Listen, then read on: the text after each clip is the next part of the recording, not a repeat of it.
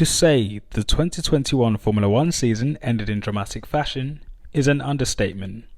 After overtaking Max Verstappen in the opening stages of the race, Lewis Hamilton left the field in dust and looked dead set on capturing his 8th World Championship, making him the most decorated driver of all time, breaking the record he shared with Michael Schumacher. However, Michael Masi, the race director, had different ideas. Oh no! Nicholas Latifi has crashed, and I think that is at turn 14. 5 laps from the checkered flag, Nicholas Latifi lost control and crashed at turn 14, causing a need for the safety car. And with the race dwindling down to an anticlimactic ending, Masi pulled an unprecedented move to spice things up. Question to Michael. Yes, go ahead, Christian. Yeah, why aren't we getting these lap cars out of the way? Just give me, well, because Christian, just give me a second. Okay, my big one is to get this incident clear. You only need one racing lap. The race control are now saying lapped cars to overtake the safety car. So Norris and Alonso and Ocon and Leclerc and Vettel to overtake it. And it's ending, wow! After receiving pressure from Red Bull's team chief Christian Horner to let Max and Lewis race down the stretch, Masi instructed the 5-lap cars between the two rivals to unlap themselves, clearing the path for the race leaders to compete with no other cars in the way. An unusual command, as in most circumstances the race restarts and then the driver in Max's position passes the lapped cars. However, Verstappen, who was in second at the time of the crash, changed his tyres during the delay, whilst Lewis stayed out in the lead to keep track position on an older set of tyres which he had since lap 17. So with Max having a brand new set of soft tyres and being allowed to be right behind the race leader, the Brit was a sitting duck. Normally, down in the turn 5 is Verstappen, firing off back, he's going to make the lunge down the inside, Hamilton sees it coming, it's a late lunge by Verstappen, who takes the lead of the race. Verstappen, the Jim Trophy from Lewis Hamilton, who's trying to fight back. No DRS for 2 laps, so Lewis Hamilton will not get the rear wing open. Now he's going to go down the outside. If Verstappen keeps it tight and neat, but he hasn't, he's gone a little bit wide. This race that started with controversy has ended with controversy. No, Mike, that was so not right. Here comes Lewis Hamilton though, down the back straight, he's got a slipstream, he almost touches Verstappen, they almost make contact into turn 9, Verstappen stays ahead of Lewis Hamilton, of all the drama, of all the controversy, of all the magic moments in Formula 1 in 2021, it comes down to this, and at this moment, it looks like it's going to go the way of Max Verstappen.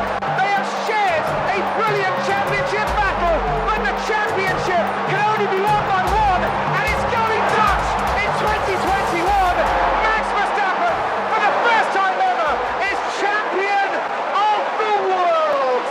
And as you can see, Lewis made a valiant effort to keep Max at bay when the race restarted on the final lap, but he could not match the grip and the raw speed the 24-year-old had at that stage, and eventually lost the position at corner 5. Max, with the fresher tyres, pulled away and ultimately landed himself his first championship, which easily became one of the most controversial championships of all time.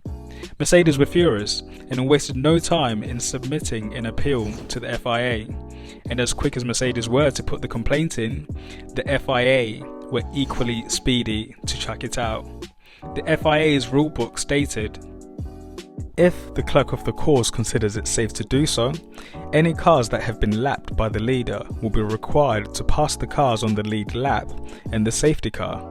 And Article 15.3 provides the race director overriding authority on matters including the use of the safety car. Although the FIA were able to wash their hands and be done with it, it left a sour taste in most fans' mouths. But with that said, it begged the question, was all of this controversy good for F1? Well, the real answer to that would be, it depends on who you're asking. Because if you're asking Lewis's camp, the answer would obviously be no. Although Max smoked him for the majority of the year, Lewis made sure that he kept Max at an arm's length, that if he ever caught fire, he's in with a chance to win it all. And Lewis did just that.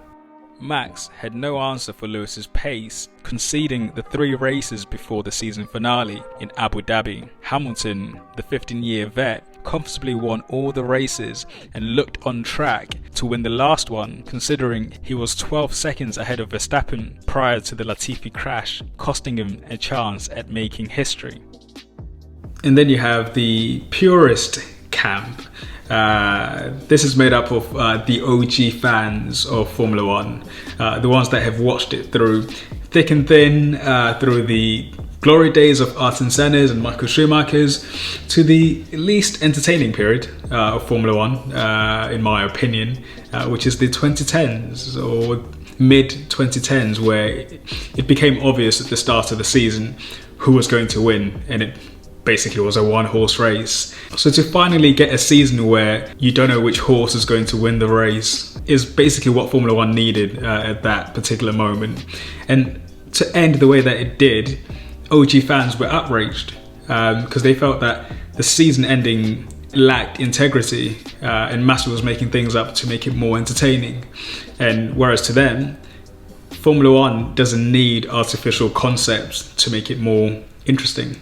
Just race the race. However, Max's camp thought otherwise. So they felt that he deserved a motor racing ending, considering how dominant he was throughout the season. He led the races on 651 laps. That's 405 more laps than the second placed Lewis Hamilton. He had 10 pole position starts, 50% more than the Brit, and he had the most fastest laps. As an objective person, as I like to be, it's difficult to say which camp was in the right. But I don't think it matters at this stage. I think the true focus of my leading question is geared towards the sport as a whole. So was the season ending good for Formula One? Well, the real answer to that is it's multifaceted. So let me explain. There are many arguments for no. One is it left a bad taste in people's mouths. Another is it felt rigged by stewards, as one driver was put in a more advantageous position, which was against normal practice, and it left many fans feeling that Max's championship was illegitimate. And evidence of that is Michael Massey losing his job as the racing director. However, the age-old saying in media applies here. There's no such thing as bad publicity.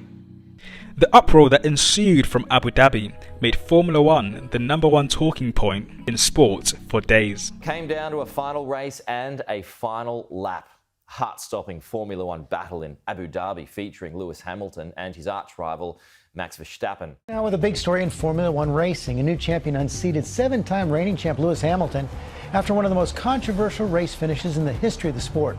Nations that generally kept themselves to themselves when it comes to talking about sports allowed Formula One to burst their bubble. It transcended sports.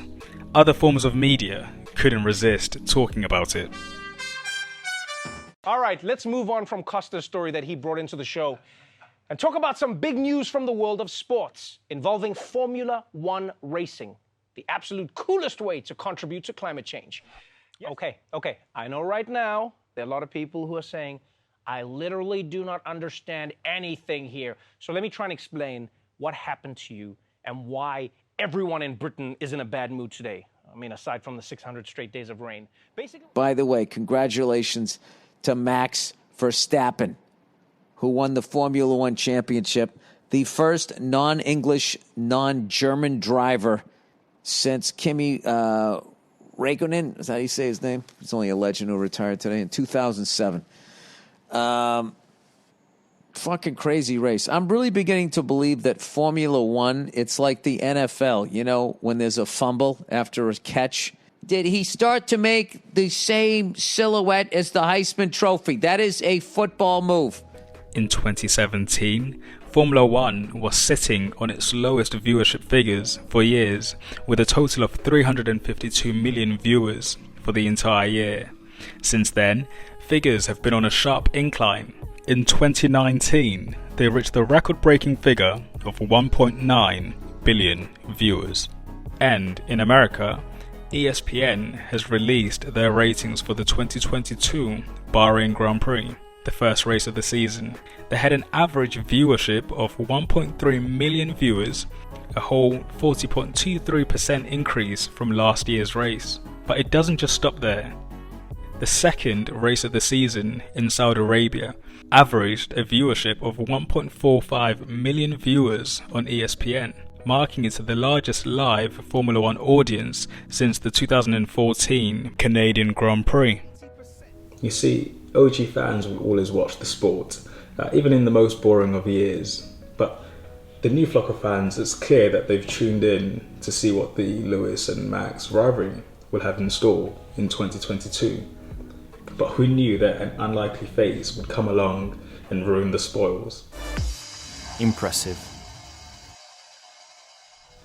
If you would like to see a part 2 of this where I focus a bit more on Charles Leclerc, press that like button and press that subscribe button. This is my first video, so thank you for taking your time and sitting with me. These are going to improve the more money that I make from it. I'll get to reinvest, improve on my editing and get better equipment. But thank you for taking that time with me. Till next time, peace out.